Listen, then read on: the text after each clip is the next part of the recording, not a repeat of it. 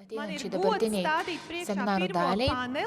Man garbė pristatyti pirmąjį panelį, pirmo panelinės diskusijos vadovą Aleksandrą Vinkelį, kuris yra notaras Vienoje ir Vienos notarų taryboje dirba aktyviai su tarptautinių santykių klausimais ir jis pristatys savo komandą, kaip jie ateinančią valandą nagrinės 3 kazusus. Prašom.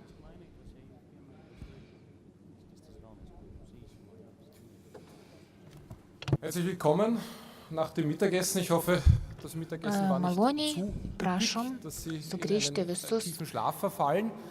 Wir werden po versuchen, in pietų. der nächsten Tikiuosi, Stunde kad 3 pietus nebuvo Fälle pernelik Ihnen zu sotus ir kad besprechen. jūs Ich darf ganz neužmigsite, kurz nes das mes Podium bandysime vorstellen. per artimiausią valandą Delegationen der 3 baltischen Staaten, 3 Deutschland und kazusus Österreich, ebenfalls am išnagrinėti Podium su jumis, vertreten. 3 atvejus. Für Estland Ir čia yra bitte gleich um Entschuldigung, falls ich paneliniai die Namen diskusijoje ganz korrekt atstovaujamos 3 ausspreche in den Baltijos jeweiligen valstybės, Sprachen. Frau Vokietija ir Anneli Austrija. Notarin in Ir Tallinn und Frau Pötter, Sie sind, glaube ich, noch Kandidatin, ist das richtig? Jawohl. mes turim notarę iš Aus Lettland, Tallino, Frau Sandra notarė Sipnice, kandidatė Vizepräsidentin iš des, Latvijos Sandra der Stipnice, Notariatskammer und Notarin in Riga und Herr Janis Krastinis, Notarų tarybos Mitglied des viceprezidentė ir Rates der Janis Notariatskammer, Krastinis, ebenfalls in Riga, und aus Litauen Frau Savione Notarų Salstauskiene, tarybos narys, Mitglied der litauischen Kammer, und Frau Ege Kalpiskiene, Asmeninė Sie sind Beraterin Šaltauskienė, der Kammer. Lietuvos Nachdem notarų wir tarybos narė eine ir Eglė sehr Čeklinskienė, strikten Zeitplan vorgegeben haben, Sie haben das am Lietuvos Vormittag schon notarų tarybos gemerkt, konsultantė. werden wir uns Mes turim labai bemühen, griežtą hier ohne programą weitere Verzögerung die ir Fälle dėl to vorzustellen. Wir haben eine knappe mes Stunde Zeit, nedelsim ir 3 Fälle dabar zu iškart diskutieren, die Sie griebsimės in Ihren Unterlagen finden. pristatinėti kazusus. Mes turim nepilną In valandą aller Regel darauf išnagrinėti 3 beschränkt, die kazusams. Fälle Šitie kurz atvejai vorzustellen. Ich würde dann yra, die jeweiligen Delegationen šitos užduotis yra um ihre jūsų Stellungnahme padalomoji zu den medžiaga Fällen ir aš bitten. pristatysiu trumpai juos ir tada paprašysiu Erste mūsų Fall, notarus beginnend pakomentuoti mit dem Herrn savo valstybės Dietrich, atžvilgiu. Pirmoji užduotis. Österreichischer Doppelstaatsbürger. Dietrichas yra Estijos ir Austrijos pilietybę turintis žmogus ir nuo 995 metų jis visą laiką gyvena Austrijoje. Kurz vor seinem Tod hat er seine Ir estnische 15 Staatsbürgerschaft metų rugsėjo mėnesį jis aufgegeben. miršta Diese ir prieš Doppelstaatsbürgerschaft ist mirtį vor jis seinem atsisako Tod Estijos beendet worden, pilietybės wird nun österreichischer ir Staatsbürger. todėl mirties momentu jis yra tik Er Austrijos hinterlässt pilietis zum Zeitpunkt seines Todes ir bewegliches Dietrichas Vermögen und palieka Liegenschaften in kilnojamojo mehreren ir Staaten der nekilnojamojo Europäischen turtų Union, jedenfalls keliose ES valstybėse Österreich narėse, und in įskaitant Estland. Austriją ir Estiją. Er hat im Dezember 2013 2013 m. einhelliges Testament gruodžio ohne mėnesį Zeugen errichtet jis und in diesem be liudininkų Wahl zugunsten savo ranka des surašė österreichischen testamentą, Erbrechtes gemacht. kuriame Zum Zeitpunkt war er pasirinko Doppelstaatsbürger. Estijos teisę kaip taikytiną So weit teisę vorzugreifen, nach den innerstaatlichen Regelungen ist dieses in ir pagal Estijos unwirksam. materialinę Wir teisę hören noch von der estnischen šitas, Delegation etwas dazu. In Österreich wäre es šitas gültig. testamentas negalioja. Die Frage ist, welches Recht O findet auf Austrijoje diese būtų Rechtsnachfolge galima Anwendung? pasirinkti Ist dieser Fall in der taikytiną Praxis teisę. Todėl zu klausimas lösen? yra, Ich würde gleich, nachdem wir kokios hier einen valstybės estnischen teisė Staatsbürger, bus die taikoma ir estische kaip Delegation praktiškai šitą untersuchen, klausimą eine reiktų kurze išspręsti. Stellungnahme zu diesem Ir Fall. dabar suteiksime Darzustellen. žodį Estijos kolegoms. Prašom, jiems pirmiausiai žodis.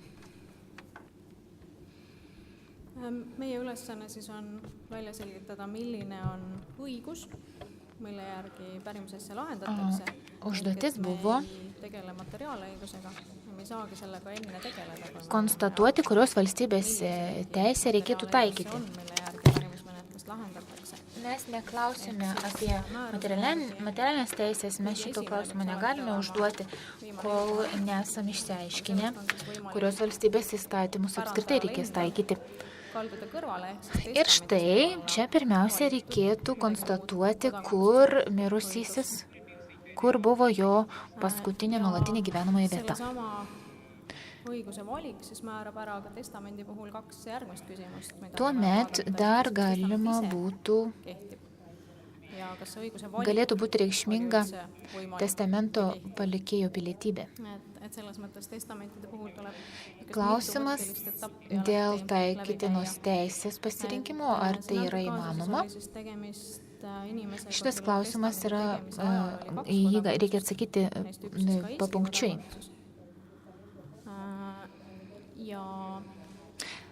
Testatorius testamento sudarimo momentu turėjo 2 valstybių pilietybę, Estijos ir Austrijos. Ir pagal Austrijos įstatymus jis pasirinko, kad bus taikomi Estijos teisė. Testamento sudarimo momentu tokia galimybė jis turėjo, jis galėjo pasirinkti tarp gyvenamosios vietos teisės aktų taikymo ir pilietybės teisės taikymo. Ir testamentas buvo surašytas iki Europos Sąjungos reglamento įsigaliojimo, prieš įsigaliojant reglamentui.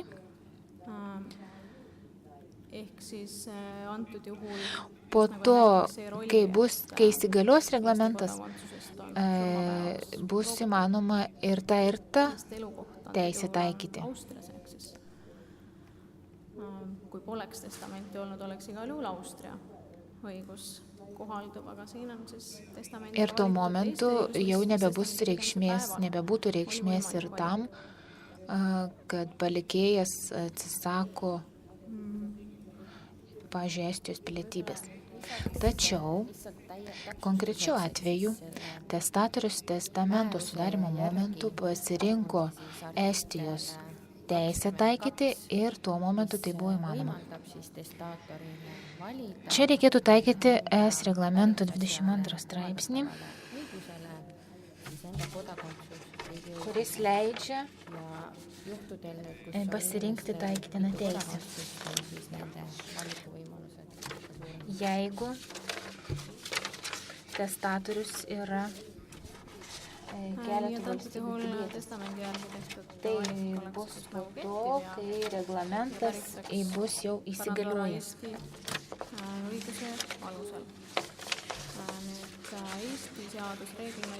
Ir šiuo atveju vis dėlto taikytinos teisės pasirinkimas galioja ir čia reikės taikyti Estijos teisę.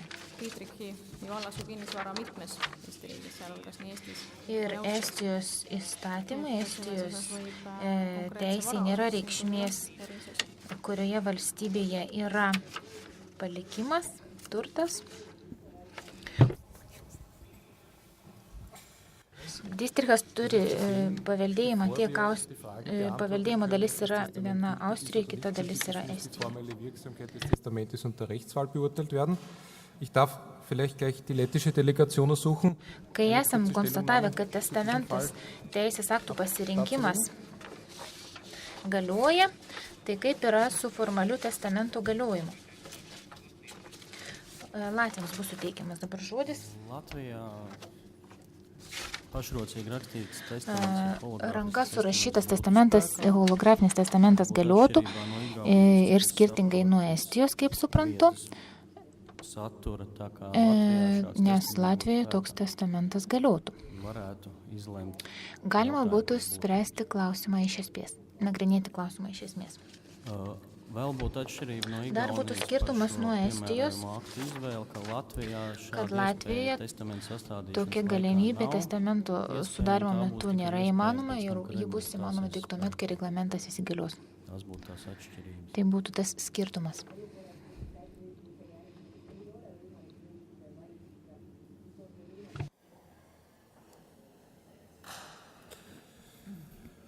Gut, ich danke recht herzlich und die litauische Delegation. Gerai, ačiū. Eine kurze Stellungnahme zu diesem Fall. Suteiksim žodį lietuvių kolegom, prašom jūsų trumpas komentaras. Tai jeigu asmuo vietoj Austrijos pilietybės ar Estijos būtų turėjęs jeigu vietoj Estijos pilietybės būtų turėjęs Lietuvos pilietybę, pagal reglamentą situacija būtų visiškai analogiška. Tik tai kaip ir Latvijai mes šiuo metu nepripažįstam asmeniui teisės pasirinkti taikytiną teisę. Tačiau tai, kaip mes suprantam, reglamento 83 straipsnio antrą dalį, kaip ir yra dvi galimybės. Jeigu asmuo renkasi taikytiną teisę ir jinai atitinka reglamento reikalavimus, tai jis ją gali ir dabar pasirinkti.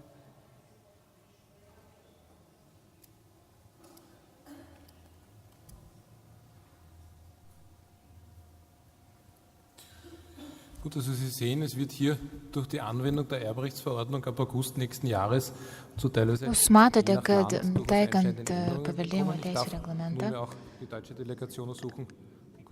bus situacija keisis ir dabar paprašysim Vokietijos notarų komentarų.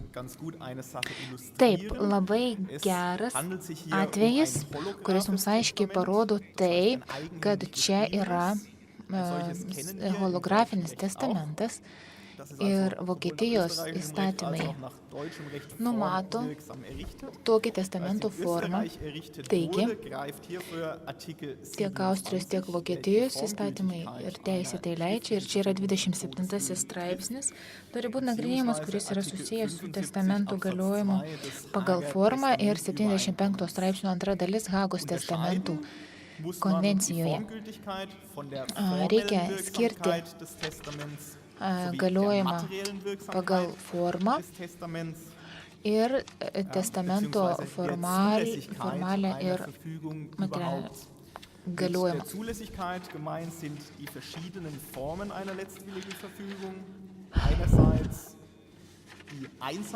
Ir čia reikėtų nagrinėti testamento formos klausimą ir vienašališko paskutinės valios išreiškimo dokumentą, kuris visose valstybėse yra įmanomas. Ir, pavyzdžiui, daugiašaliai kaip paveldėjimo sutartys arba dvipusiniai testamentai.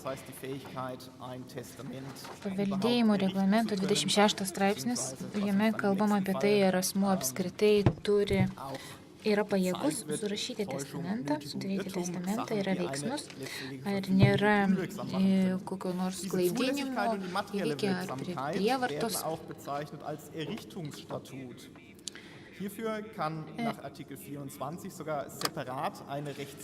Pagal Vokietijos teisę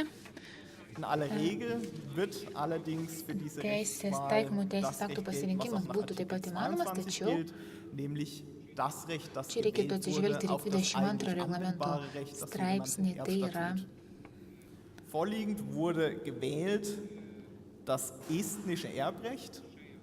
šiuo atveju buvo padarytas pasirinkimas Estijos teisės naudai ir tas pasirinkimas galios. Ačiū. Nedidelis papildymas ir šiuo atveju mes matome, kad šitas atvejis parodo 5 straipsnėje, 5 straipsnio nuostatas, kad susitariant, pavyzdžiui, dėl teisės aktų, dėl teisės yra galimybė perkelti.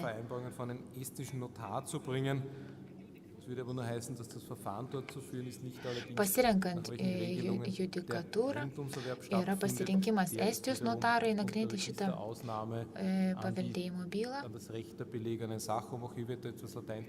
Tačiau, kalbant apie konkrečią paveldėjimo dalį, mums reikia remtis lex reisite.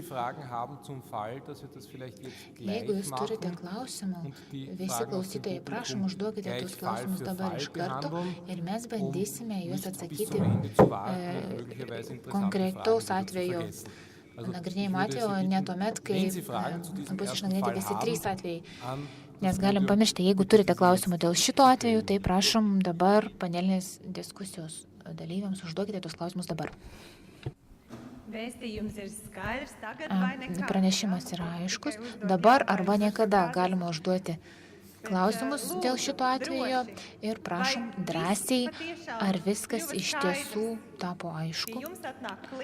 Pas jūs ateina klientas su tokia situacija. Ir ar jums visiškai aišku, kaip nuo 2015 metų rudens čia turės viskas vykti? Sandra krato galvą.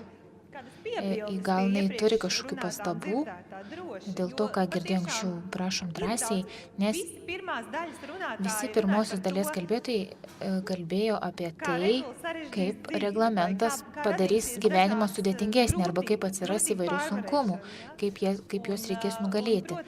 Ir žinoma, kasgi nori galvoti apie sunkumus, kol dar jų nėra, tačiau dabar jau yra galimybė pagalvoti apie problemas, apie probleminės situacijas ir klausimus, taigi drąsiai išsakykite savo pastabas.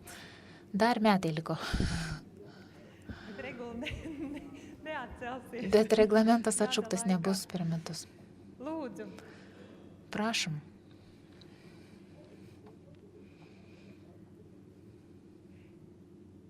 Jeigu iš tiesų šiuo metu nėra ne vieno klausimo ir iš panelės diskusijos panelistų nebeturi nieko ką pridėti, tai dabar galima perėti prie antro atveju ir vėl trumpai jį pristatyti ir pagrindinius probleminius klausimus ir komentarus. Ačiū. Ačiū. Antrasis atvejis. Antroji užduotis, priklausomai nuo valstybių narių įstatymų, pasiekmes gali būti skirtingos, kaip jūs matėte, ir tai iš tiesų nepasikeis ir įsigaliojus reglamentui. Kolegos galės naudoti jau ir iki šiol įgytas žinias ir kiti turės pradėti naudoti taikyti naujas formas, o antrasis atvejs yra susijęs su pirmoju, klausimas yra panašus. Žmogus turi dvigubą pilietybę, šiuo atveju Lietuvos ir Austrijos pilietybė, Dietrichas, ir jis 15 metų rugsėjo pradžioje miršta. Ir prieš įsigaliojant šitam reglamentui, jis yra surašęs testamentą ir yra pasirinkęs Lietuvos teisę taikyti, pasirinkęs savo paveldėjimui, palikimui, tačiau pasirodo, kad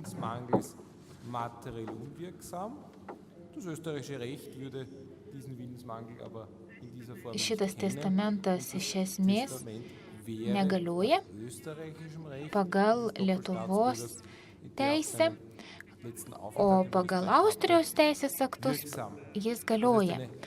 Ir paskutinė jo nuolatinė gyvenamoji vieta buvo Austrija.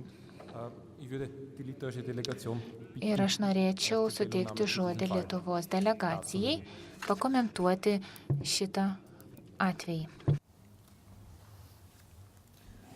Tai visų pirma, mes norėtume pastebėti, kad pagal reglamentą ir pagal jo galiojančias pereinamąsias nuostatas asmuo galėtų pasirinkti Lietuvos teisę, kadangi tai yra jo pilietybės teisė.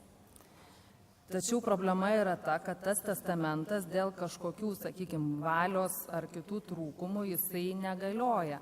Vadinasi, jeigu visas testamentas negalioja, tai pagal reglamento 24 straipsnį testamento galiojimą turinio prasme reglamentuoja ta teisė, kuri pagal šį reglamentą būtų taikytina palikimui, jeigu asmuo būtų miręs tos paskutinės valios pareiškimo dieną. Pagal šią nuostatą turėtų būti taikoma būtent jo pasirinkta Lietuvos teisė, bet pagal šią teisę testamentas negalioja. Tai mūsų nuomonė tada, nesant galiojančio testamento, turėtų būti taikoma bendroji taisyklė. Tai yra, kad taikytina yra paskutinės įprastinės gyvenamosios vietos teisė.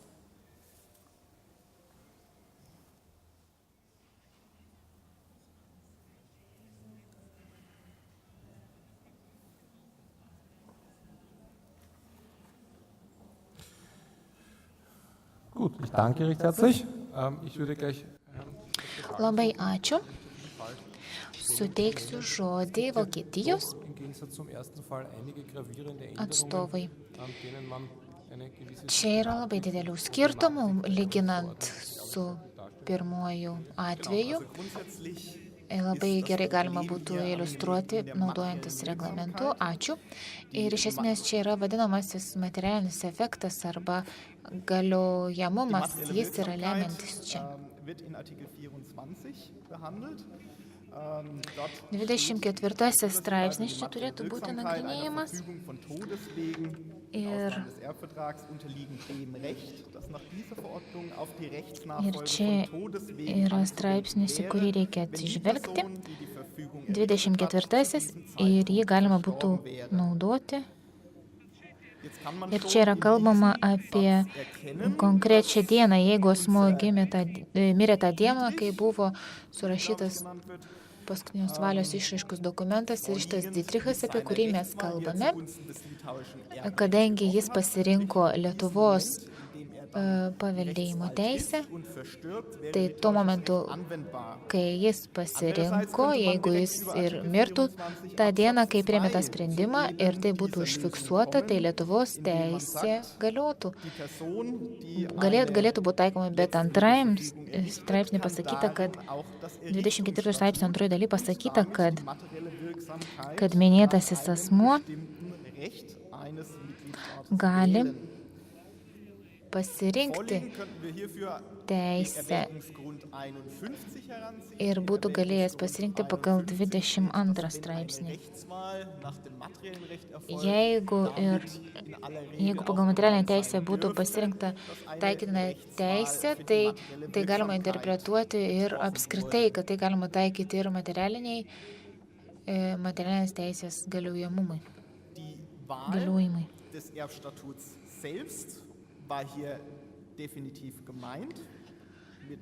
Taigi čia buvo kalba apie paveldėjimo įstatymų pasirinkimą arba taikytinus teisės pasirinkimą. Ir mes manome, kad jeigu asmuo norėjo Lietuvos įstatymus ir teisę taikyti ir kadangi turėjo dvigubą pilietybę, tai pagal 22 straipsnių pirmą papunktį antrą teikimą, tai sakinį, tai asmuo turėjo galimybę pasirinkti teisę. Tačiau šitas pasirinkimas taikinos teisės pagal Lietuvos įstatymus negalioja. Neturi teisinio juridinio pagrindo. Ir dėl to taikinos teisės pasirinkimas nėra reikšmingas ir reikia spręsti pagal palikėjo įprastinę gyvenamąją vietą ir tai šiuo atveju buvo Austrija ir atitinkamai pagal Austrijos teisę.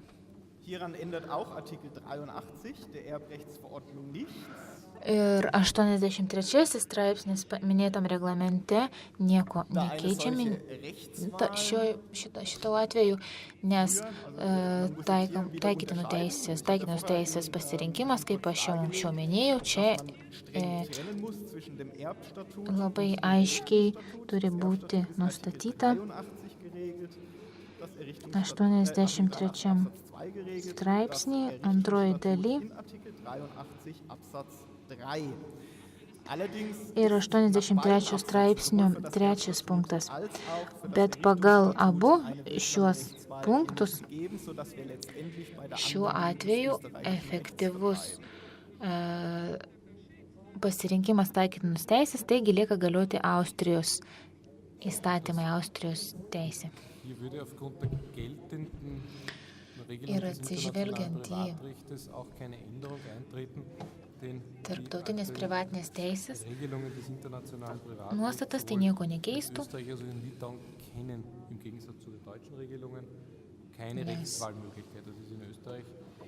nes tuomet nei Austrijoje, nei Lietuvoje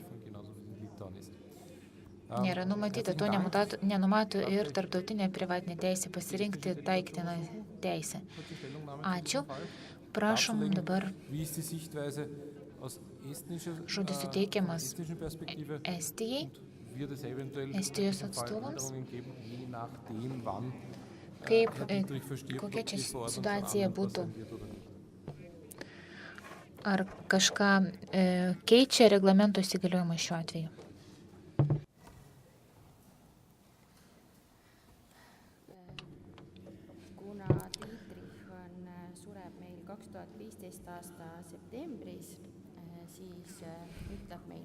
Kadangi Dietrichas mirė 15 metų rugsėjo pradžioje, tai pagal reglamentą tai yra taikoma visoms paveldėjimo, visiems atvejams, kur palikėjas mirė po 15 metų rugpjūčio 1 dienos. Ir kalbant apie testamentą, reikia turėti galvoje tai, kad ar testamento galiojimas pagal reglamentą apskritai gali būti įvertintas taikant reglamentą. Aš negaliu dabar surasti atitinkamo straipsnio, tačiau reglamente apskritai yra pasakyta, kad reglamento nuostatos yra taikomos ir anksčiau sudarytiems testamentams, tik tuomet, jeigu tie testamentai yra sugretinami, sulyginami su reglamento nuostatomis, bet aš dabar negaliu rasti tos atitinkamos straipsnių, sako kalbėtoja.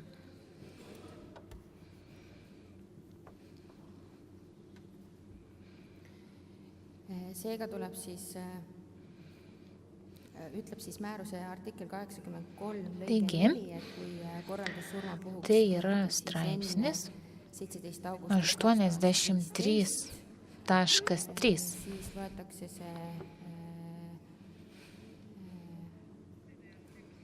Paskutinės valios išreiškimo dokumentas parašytas iki 15 metų rugpjūčio 17 dienos yra leidžiamas ir galioja iš esmės.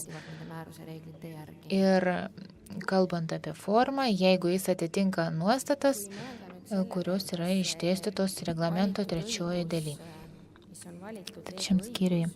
Ir turint galvoj tai, kad pasirinkta teisė yra Lietuvos teisė, tai tuo pat metu reikia žiūrėti, ar galima taikyti šitą Lietuvos teisę ir materialinės teisės galiojimai. Ir 21 straipsnis nustato, kad norma yra taikytina palikimui apskritai. Ar tai Lietuvos ar Austrijos teisė, tai reikia taikyti, reikia vertinti materialinės teisės buvimą, galiojimą. Ir šita palikimo priskirimo procedūra, joje yra vertinama, kur buvo įprastinė gyvenamoje vieta, ir tai reiškia, kad šiuo atveju atsakinga būtų Austrijos teisė. Ir dėl to iš esmės reikia žiūrėti ir lemianti čia yra Austrijos teisė. Ir galima būtų sakyti, kad testamentas pagal Austrijos įstatymus galioja, ir man atrodo, kad visas šitas paveldėjimo atvejis, įskaitant ir materialinį galiojimą, materialinės teisės galiojimą, turėtų būti nagrinėjama pagal. War gewählt worden, aber das Testament war dann unwirksam. Das hat dann die Rechtswahl dann auch letztendlich vereitelt. Gut, ich danke recht herzlich. Ich darf jetzt noch die litauische Delegation bitten. Ačiū, dabar prašom Lietuvos delegaciją pasisakyti. Jūsų komentaras. Latvijos. Jeigu Lietuvos ir Austrijos pilietybę turėjo Dietrichas, tai teisės pasirinkimas būtų įmanomas tik tuomet, jeigu testamentas būtų buvęs surašytas po reglamento įsigaliojimo.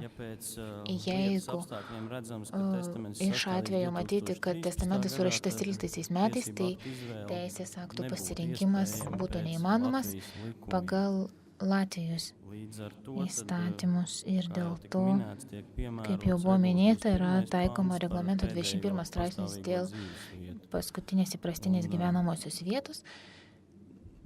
Ir tikriausiai nebūtų taikoma ir 21 straipsnio 2 dalies nuostatos dėl ryšio arba tiesioginio ryšio su Latvija, nes pagal bylos faktinės aplinkybės tokių nesimato ir tai būtų vienintelė galimybė, kai būtų galima taikyti Latvijos teisės aktus, jeigu būtų galima įrodyti, kad Dietrichas turėjo tiesioginį glaudesnį ryšį su Latvija negu su Austrija. Bet iš bylos aplinkybių matyti yra, matosi, kad reikėtų taikyti Austrijos teisę. Čia kalbama apie tokį atvejį, jeigu būtų ne Lietuvos ir Austrijos pilietybė turėtų, bet Latvijos ir Austrijos. Ačiū. Dabar prašom publiką, jeigu turėtumėte klausimų dėl šito atvejo, prašom juos užduokite ir išsiaiškinsime, kas neaišku, kiek tik įmanoma. Mes bandom prognozuoti, kokie sunkumai mūsų laukia po 1,5 metų.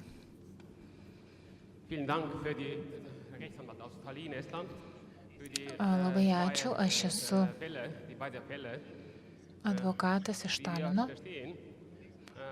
Ačiū už šitų 2 atvejų išdėstymą, supažinimą. Mūsų nuomonė yra taip, kad mes jau turėtumėm gerai žinoti reglamentų taikymo principus, nes daug asmenų jau surašo testamentus, kurie iš tiesų bus atplėšti po to, kaip įsigalios reglamentas.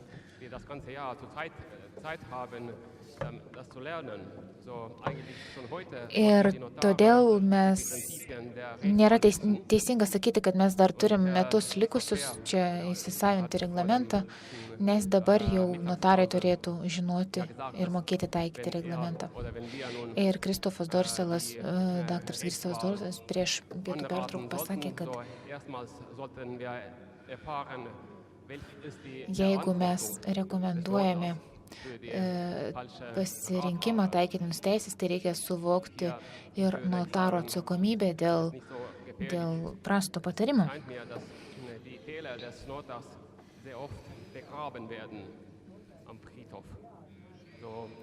Šiuo atveju, man atrodo, labai bijoti nereikėtų, nes notarų klaidos bus pakastos kartu su palikėjais, pažodžiu išvertus. Bet jeigu kalbant rimtai, tai reikėtų suvokti, kas yra tie atvejai, kai mes turėtumėm rekomenduoti pasirinkti taikiną teisę. Mes turim čia atsižvelgti 2 tokius atvejus. Pirmiausiai, jeigu nėra vienareikšmiškai aiški gyvenamoje vieta palikėjo, jeigu yra numatoma, kad gali būti sunkumų dėl gyvenamosios vietos nustatymo.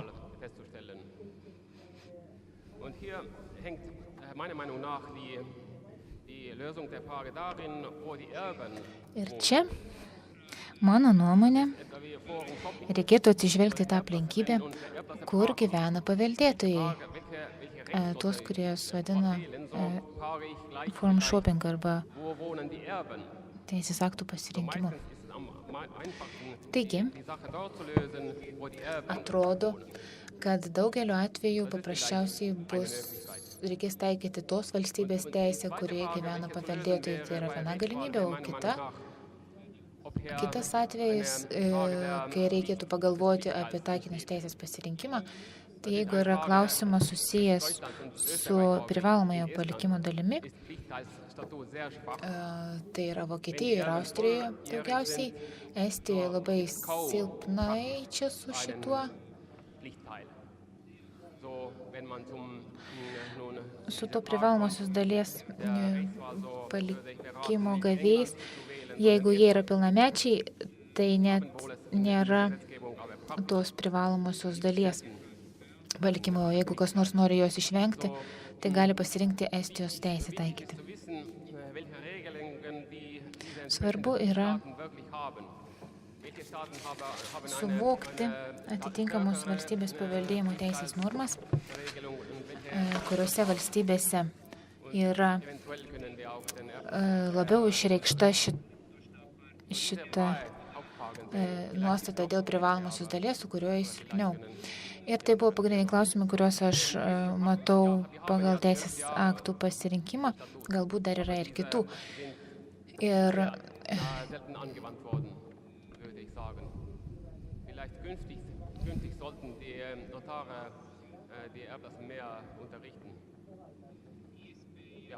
yra galimybė Estijoje, tokia galimybė jau yra 12 metų ir toliau galbūt notarai turėtų dėl to pakonsultuoti klientus tiksliau. Ačiū už komentarą. Ar panelistai turėtų ką nors pasakyti šito klausimu? Galbūt dar kas nors iš salės norėtų pasisakyti.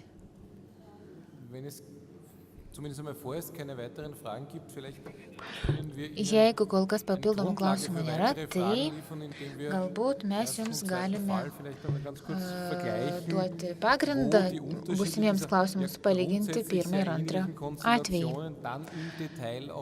Lyg ir panašus atvejai, tačiau kur yra skirtumai? Esimest ja teist kaasust nüüd omavahel võrrelda, siis need peamiselt olid valitud need riigid selle mõttega, Jeigu mes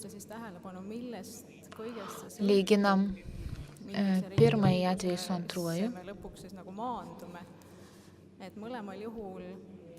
tai svarbus skirtumas, kurios valstybės teisę reikėtų taikyti. Testamentas yra surašytas Austrijoje, tačiau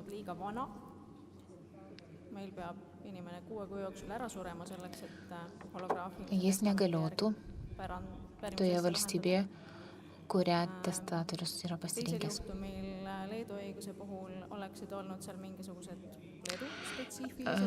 Estijos įstatymai numato, dėl to šitas testamentas savarankiškai surašytas, galioja tik 6 mėnesius, o po to praranda galią. Dėl to ir yra šita nuostata 6 mėnesių Estijoje.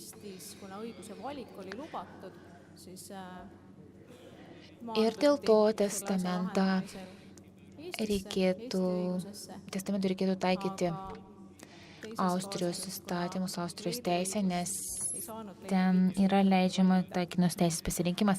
Jeigu nagrinėtume pagal Austrijos įstatymus, tai arba pagal Lietuvos teisę,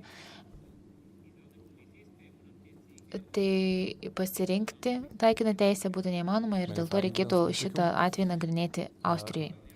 Dar yra klausimas publikai.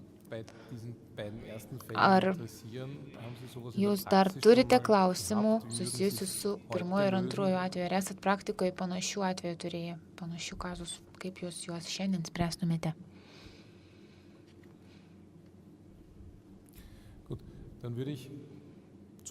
Gerai.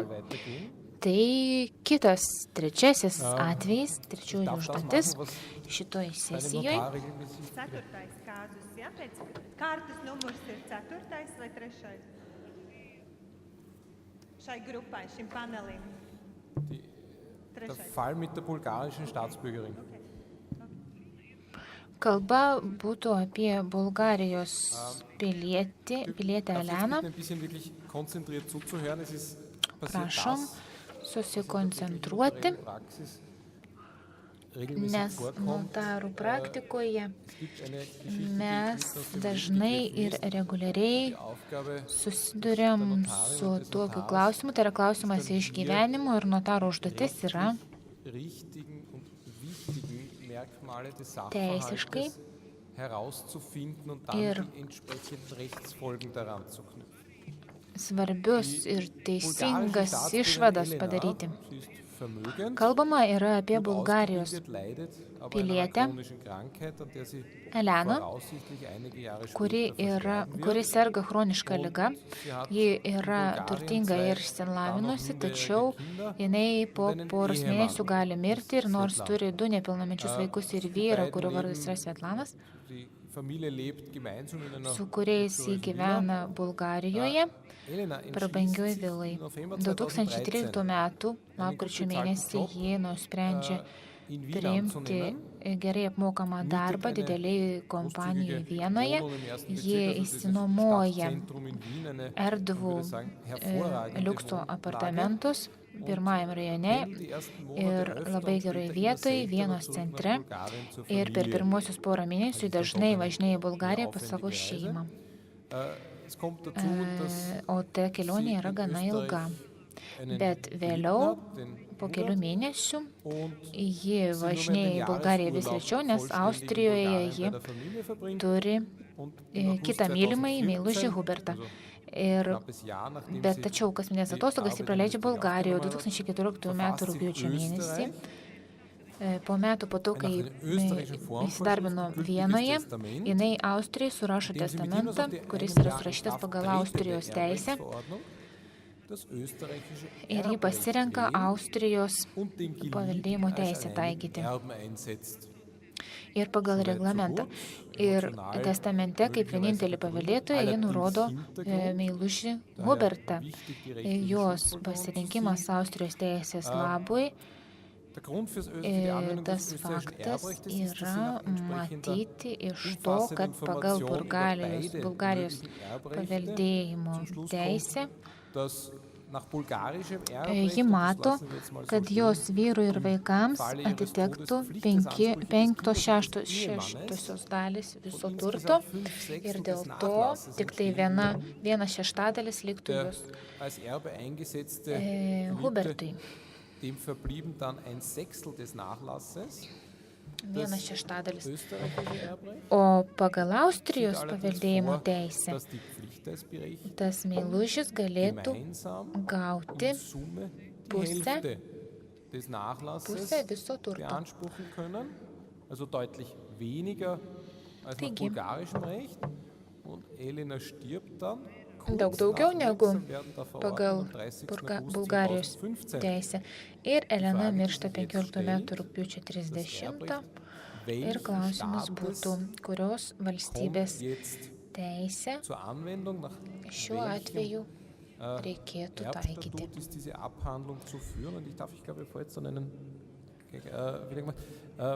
Kokią paveldėjimo teisę reikia taikyti? Ir iškart pirmai delegacijai suteikiamas žodis, tai būtų dabar Lietuva, ar taip?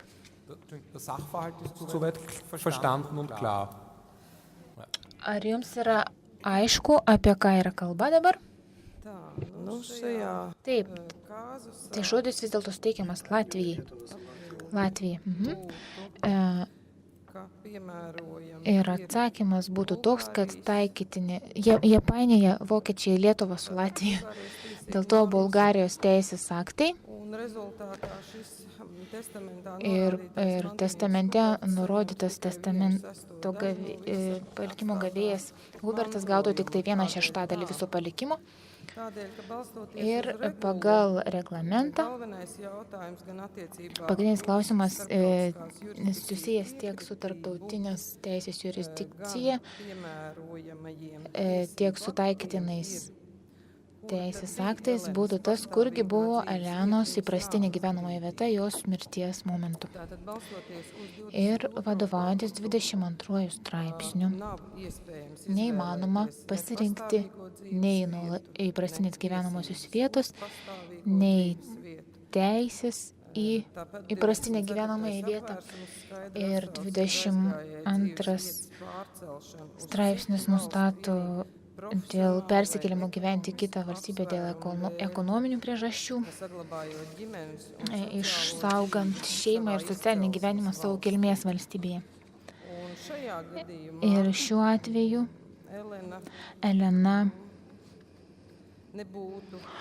nebūtų galėjusi keisti savo įprastinės gyvenamosios vietos į Austriją, net ir tuomet, jeigu Austrijoje ji praleido daugiau laiko negu Bulgarijoje. Ir vadovaujantis tarptautinės jurisdikcijos 4 straipsniu, visas Elenos turtas būtų Bulgarijos teisės jurisdikcijoje. Ir vadovaujantis 21 straipsniu, jei būtų taikoma Bulgarijos paveldėjimo teisė. Bet kokiu atveju Austrijos teisės aktai neturi būti taikomi, nėra taikytini, nes šita testatorė mirė ir ji nėra Austrijos pilietė. Ir Austrijos teisė neturi būti taikoma ir pagal 83 straipsnio 2 punktą, nes teisės aktų taikymo pasirinkimas taikyti teisę negalioja nei Austrijoje, nei Bulgarijoje. Jeigu vis dėlto Austrijos teisė teismas nuspręstų, kad Elenos įprastinė gyvenoje vieta mirties momentu buvo Austrija, o ne Bulgarija, tai jai reikėtų taikyti tarptautinės teisės normas visam Elenos turtui, o jeigu kalbam apie lemiančius teisės aktus, tai vėl reikėtų atsižvelgti į 21 straipsnį, tai yra vadovaujantis 21 straipsnio 2 punktų, Austrijos teismai turėtų padaryti išvadą, kad atsižvelgiant į Elenos ryšius su Bulgarija ir jos Bulgarijos pilietybę, Elenos ryšys su Bulgarija yra daug glaudesnis negu jos įprastinės gyvenamosios vietos žemė jos momentų, tai yra su Austrija.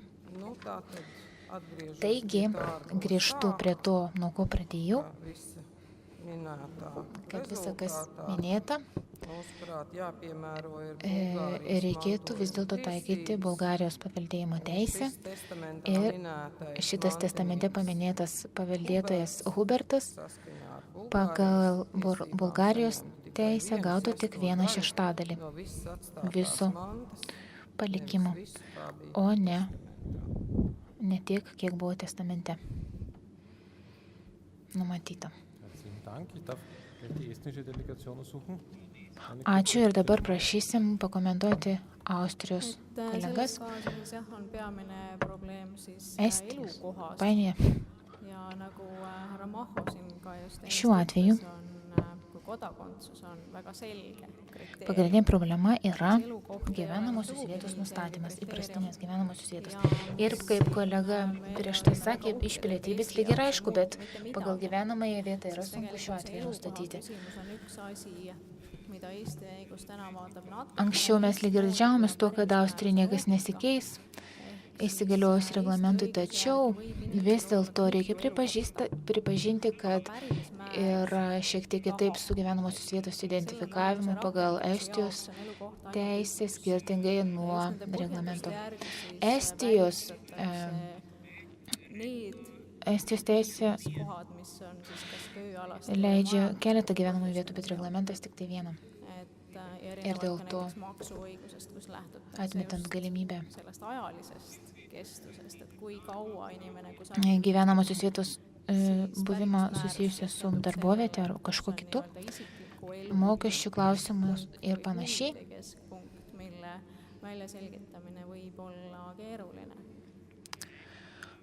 Reglamente yra užduodamas klausimas, kur yra šeimos ir asmeninių interesų pagrindinis taškas ir dažnai tai konstatuoti yra sunku.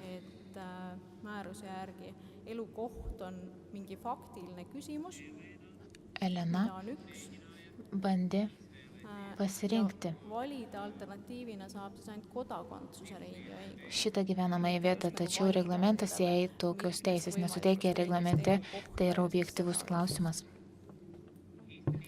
Ir iš tiesų galima pasirinkti tik tai tarp objektyvios gyvenamosios vietos ir pilietybės. Jūs negalite pasirinkti, kad jūs norėtumėt, kad manytų, kad jūs gyvenat vienoje ir kitoje valstybėje. Reglamentas numato, kad yra šitas objektyvus aspektas, objektyvi gyvenamoji vieta lemianti. Nors reglamente nėra pasakyta, pagal kokius kriterijus reikėtų nustatyti, kur yra asmens gyvenamoji vieta. Tačiau,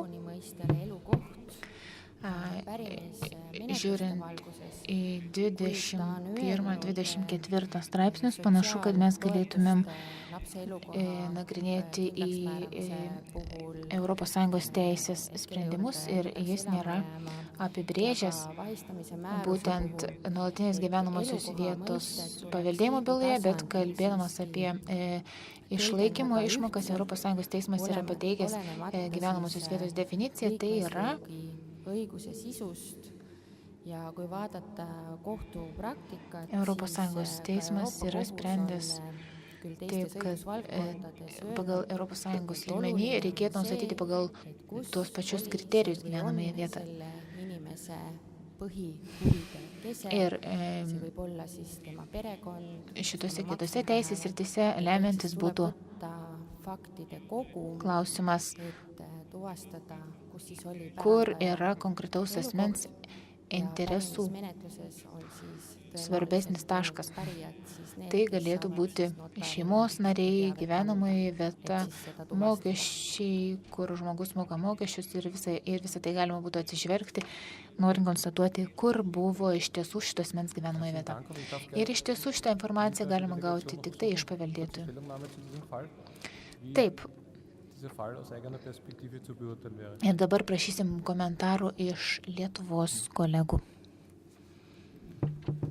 Kadangi kolegos iš Latvijos ir Estijos iš esmės atsakė į visus mūsų komentarus, kuriuos mes manėme reikia pasakyti, sprendžiant šią situaciją, galbūt būtų tikslinga tik pakomentuoti kolegų iš Estijos pasakytą nuostatą, jog pas juos bus pasikeitimų taikant reglamentą, nustatant gyvenamąją vietą. Lietuvojegi iš tikrųjų tokios situacijos nebus, kadangi gyvenamosios vietos nustatymas iš esmės sutampa su reglamente išdėstyta nuolatinės gyvenamosios vietos sąvoka. Galbūt būtų naudinga pateikti pavyzdį, kaip būtų sprendžiama situacija, jeigu Elena būtų ne Bulgarijos, o Lietuvos pilietė. Tai situacija, sprendžiant šį uždavinį, būtų ta pati, nes pagal galiojančią Lietuvos teisę ji negalėtų pasirinkti palikimui taikytinos teisės, o pagal reglamentą jos pasirinkimas negalimas, nes ji neturi Austrijos pilietybės. Taipogi netgi reikėtų pasakyti, kad ir poreikio nebūtų rinktis Austrijos teisę, kad sumažint privalomąją palikimo dalį, nes tiek Austrijoje, tiek Lietuvoje privalomoji palikimo dalis būtų ta pati.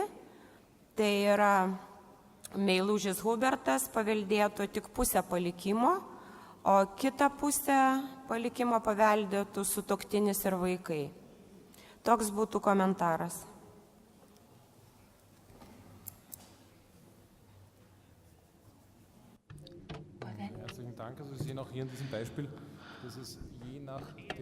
Ačiū, mes matome, kad šitas pavyzdys rodo, kad yra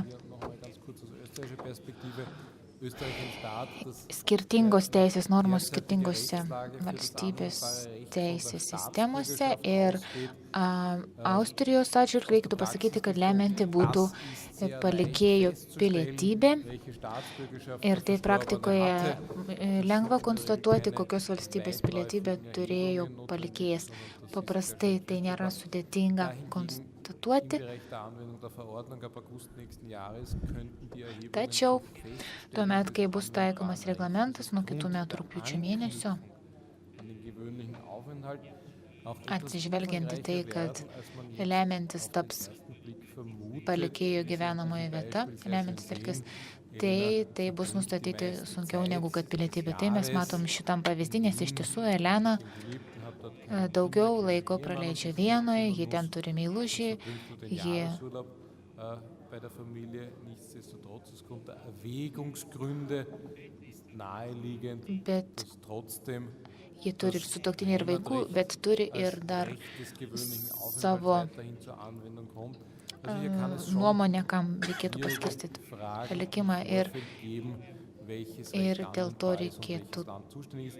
Ich darf vielleicht noch zum reikėtų atkreipti dėmesį, reikėtų labai pagalvoti, kurios valstybės teisė reikėtų taikyti. Ir dabar pabaigoje suteiksim žodį kolegai Šalai, kad papasakotų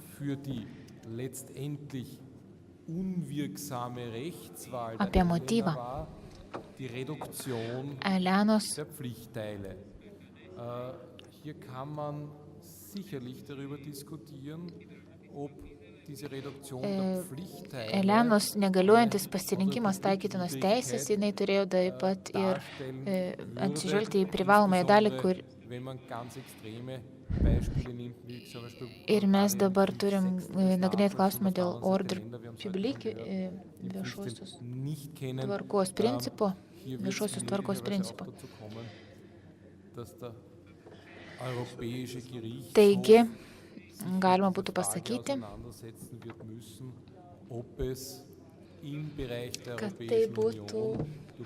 kad tai reikėtų nagrinėti ES teisė į šitą klausimą. Ar ES es einen gemeinschaftlichen Ordrepublik gibt und daher alle Regelungen, die innerhalb der Europäischen Union nebeneinander būtų vienodai nagrinėjamas klausimas dėl viešosios tvarkos nuostatų. Ar kai kuriuose valstybėse būtų skirtingai, ar viešoji tvarka būtų pažįsta, ar nebūtų. Tai ir labai įdomus klausimas ir tarptautinės privatinės teisės aspektu. Prieš kavos pertrauką dar suteiksiu žodį daktarui Šalai dėl paskutinio atveju. Ačiū. Čia pasirodo dvi svarbios problemos. Pirmoji yra šita paskutinė, nuolatinė arba reguliari gyvenamoji vieta, šita sąvoka. Ją reikia interpretuoti autonomiškai, priklausomai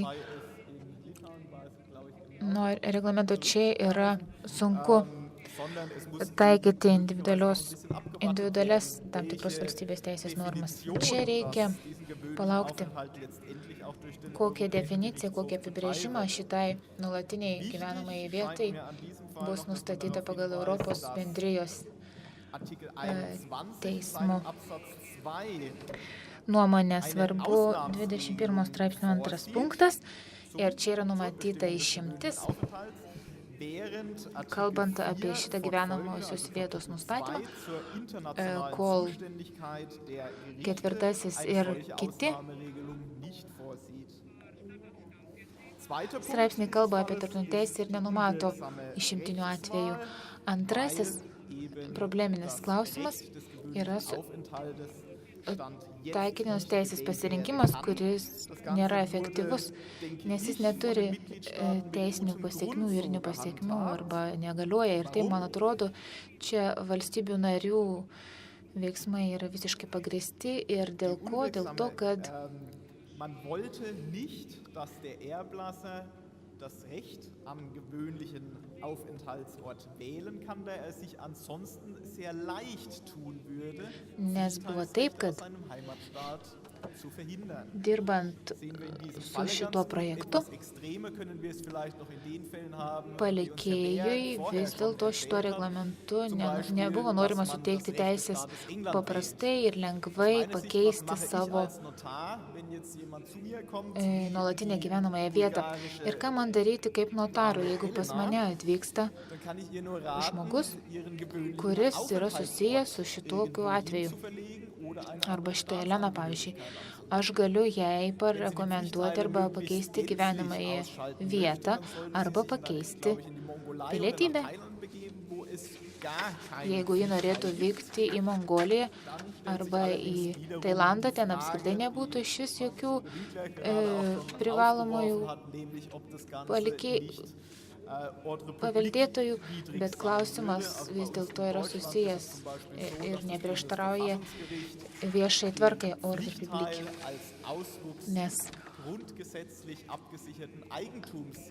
Nes privalomosios dalies paveldėtojai yra dalis pagrindinių teisių, nustatytų garantijų teisės sistemoje.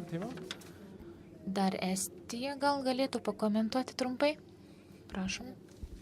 Ma tahtsin lihtsalt juhtida veel tähelepanu või anda mõtteainest, et Aš norėčiau tik tai atkreipti jūsų dėmesį į tai, kad testaator ja valida siis oma kodakondsust mes kalbame apie tai, kad testatorius gali pasirinkti taikytiną teisę ir gali pasirinkti ir savo gimtąją žemę, kaip atitinkama valstybė, kurios teisės aktus reikėtų taikyti. Bet kaip tai išplaukia iš testamento? 22 straipsnio pirmasis punktas, antrasis sakinys nustato, kad 22 straipsnis antras sakinys nustato, kad šita valia teisės aktų pasirinkimas aiškiai nustatomas pranešant paskutinės valios išreiškimo dokumente arba jį kyla iš kaip čia išplaukia šitą teisę, kaip tai turi būti suformuluota paskutinės valios išreiškos dokumente šitą valią. Šitas pasirinkimas ar turi būti või peaks olema see kohe väljendatud, et ma tahan, et kohaldab taip kaip testamente, ar tai reikia suvokti, kad paskutinės valios išreiškimas, ar turi būti tam tikras nustatytas elementas testamente, kad aš noriu, kad būtų taikoma, pavyzdžiui, Estijos teisė. Apie tai mums dar reikėtų dar palaužyti galvą. Ačiū. Diese Rechtswahl muss ausdrücklich erfolgen, also die konkludente, also Yra nustatyta, kad taikytinos teisės pasirinkimas turi būti vienareikšmiškai suprantamas. Ir man atrodo, prieš pietus mes girdėjom keletą praktinių pavyzdžių, kaip galima pasirengti, kad šitas pasirinkimas taikytinos teisės būtų vienareikšmiškas ir ten yra ir apribojimų. Mūsų atveju, trečiajam atvejai būtų taip, kad kadangi Elena neturi Austrijos pilietybės, jie vien dėl to negali pretenduoti į Austrijos teisės taikymą. Šia prasme. Ir pagal reglamento nuostatas, nors ji didelę metų dalį gyveno Vienoje, Austrija vis dėlto nėra jos nuolatinė gyvenamoji vieta. Tai prašom dabar norėčiau kreiptis į jūs ir paraginti, jeigu kažkas jums neaišku. Arba jeigu jūs galite pasiūlyti arba užduoti klausimų kažko iš panelinės diskusijos dalyvių, jūs galite mums užduoti klausimų. Galbūt jūs domina šita byla arba kažkoks kitas jos variantas.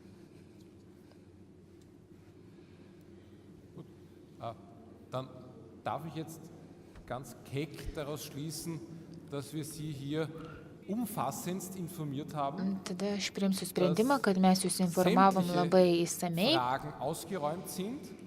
ir visi klausimai yra aiškus. Viskas išsiaiškinta und auf die folgende Kaffeepause. Geriausiu įmanomu būdu jūs esate jau parengti taikyti reglamentą ir esate pasirengę vykti į kavos pertrauką. Ačiū.